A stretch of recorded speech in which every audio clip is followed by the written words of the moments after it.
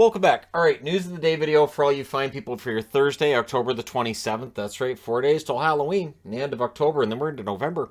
It looks like November outside, though, which is a good thing. We definitely needed the rain. So Brad Marchand is back tonight. He'll be playing against the Detroit Red Wings, but Jim Montgomery revealing he will not be playing in back-to-backs. So while he's in the lineup tonight against Detroit, tomorrow night against Columbus, he will not be playing. So they're taking it easy with Marchand. So clearly he's back, but he's not 100%. So we'll see how things go. He is skating on the first line at practice. So yeah, that would tell you that he is going to be playing and probably a lot. John Tortorella revealing today that Sean Couturier has stopped skating. So coming back from a back injury, he had been skating, building up his strength, and getting ready to come back, and now has suffered a setback, and the skating has stopped. And this is reported by Jordan Hall. So the Philadelphia Flyers likely going to be without Couturier for some time longer. This, of course, is troubling for Couturier because he had an injury-riddled season last year, and now this year it's looking like it's much the same deal, right? Before we end up with a guy on LTIR and all the discussions about whether or not he's going to come back, this is usually how that story starts. Hopefully, in Couturier's case, he can come back and be healthy sooner rather than later. Also, waiver wire news. The Islanders had waived Kiefer Bellows yesterday. Philadelphia claimed him today. So, not necessarily related, but for Philadelphia, this is a pretty good bet by them. Bellows is still young enough that he may be able to get to where he was supposed to be when he was drafted by the Islanders. And if not, they just end up probably waiving him again after. But yeah, so for Bellows, this is a chance to turn his career around a little bit in Philadelphia. We'll see how he does. The Ottawa Senators signing Kastelik to a 2-year extension worth $850,000 per season. So that'll kick in next year. Kastelik's been good for them. Honestly, I've been really impressed with all 4 lines for Ottawa, so it makes some sense to sit down and get extensions done with players on expiring contracts. Because I can understand how Pierre Dorion would be looking at this lineup right now and saying, okay, this is where we have a chance to, make a difference and improve and potentially make the playoffs as well. So Kastelik's a part of that, and now he's not going anywhere. He's signed a 2-year extension. Bad news for Buffalo when it comes to their defense. Samuelsson, it's a lower body injury for him. It seemed to be probably 3 to 4 weeks. Jokiharju, it's a facial fracture. Week to week is what they're listed as, so we'll see how long they're out. But facial fracture just sounds really painful. So hopefully for Jokiharju, he's back sooner than later, like I've said with others. And for Samuelsson, that's going to hurt their defensive side of the game. Maybe it already did. Maybe it's part of the reason the Seattle game, they just seem to be kind of out of sorts. We'll see how they do tonight in their matchup with the Montreal Canadiens, I do believe, right? Yeah, Montreal. So yeah, we'll see how things go for Buffalo with their defensive depth being tested, right? We know that Owen Power is really good. We know that Dahlin's really good. There are other good players on that blue line, but the depth is going to be tested over the coming weeks. The New York Rangers filling in a bit of a defensive depth role here by signing Ben Harper. He signs a 2-way deal. He's going to be assigned to the Hartford Wolfpack. So for Harper, veteran defenseman, number 7 guy, and an injury call-up is likely where we're going to see him this year. And so, yeah, the New York Rangers adding that depth. Columbus news, if you're interested in their goaltending news, is the goaltending. It's going to be interesting to see when Korpisalo comes back up, what happens with Tarasov. Tarasov's been decent, although his last game wasn't a great start for him. So Korpisalo is headed down to the AHL for a conditioning stint. That means he's going to be coming back up. The bad news for Columbus is that Boqvist is going to be out 6 weeks. It's a broken foot for Boqvist. So first he was a healthy scratch. Now he gets into the lineup and ends up with a broken foot. So really a season to forget for Boqvist to this point. And 6 weeks from now when he comes back, we'll see if he ends up being a healthy scratch at that point or if he jumps right into a role with the team.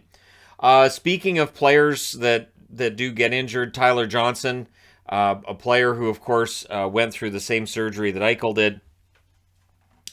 This is not related to that, but he's out with injury. 4 to 6 weeks with a sprained ankle for Tyler Johnson.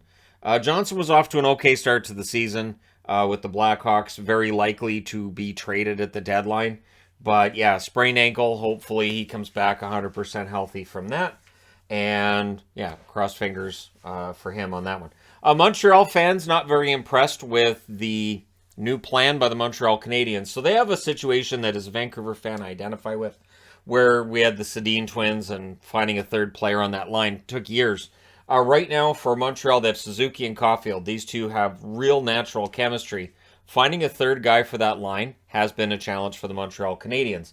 The newest player to get a chance to keep that spot, will have that spot tonight, is Mike Hoffman. Hoffman is off to a rough start to the season. So the way that I see it is, Marty St. Louis looking at the rough start for Hoffman, who during his career has generally been a pretty good goal scorer, and saying, you know what, I'll put him with Suzuki and Caulfield and see if that gets him going.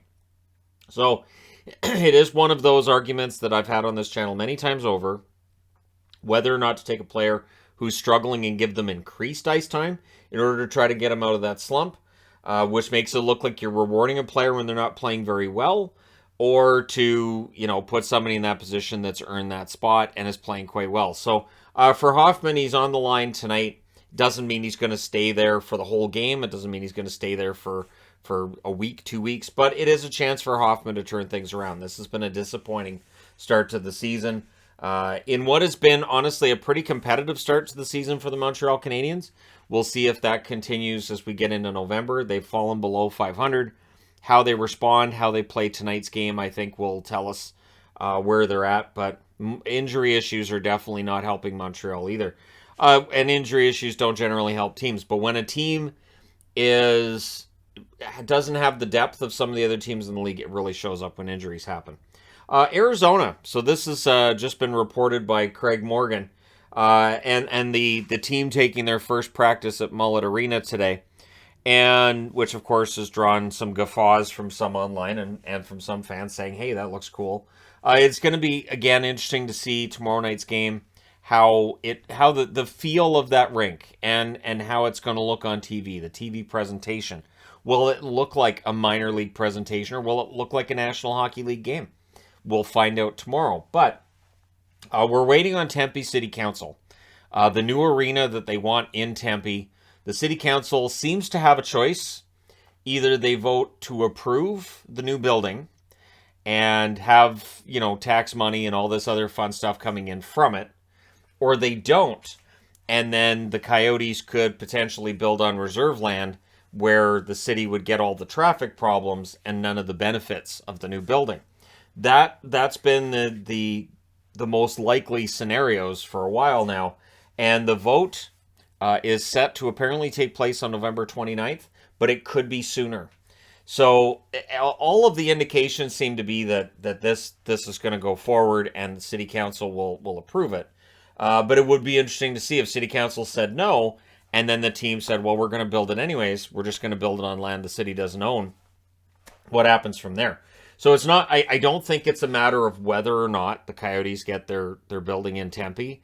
It really is whether or not City Council is part of it. So we'll see how things go. It's not Glendale, so shouldn't be a hotly contested and contentious hearing or anything like that. The vote should be pretty straightforward. I haven't seen anything where there's any red flags that have gone up, either from City Council through any kind of reporting on anything. So, yeah, the Arizona Coyotes, if this is voted in favor of, and they say, yep, we're going to do this, that's where Gary Bettman's guarantee of keeping the team in Arizona for, 20 years? I think it was a 20-year guarantee from Bettman. That kills all the discussions. So, as I've discussed in other videos, the reason that I don't talk about relocation and who might or might not is I think it's all locked down. And whether we agree or don't agree with Arizona being, one of the 32 teams and having a team in Tempe, however we look at it, if this building is voted in favor of, they're not going anywhere for a long time. So let me know your thoughts in the comment section below. As always, don't forget to hit like and subscribe if you're browsing your way through. You just happened upon this video. Thank you guys so much for watching, for all your support. I will talk to you again soon.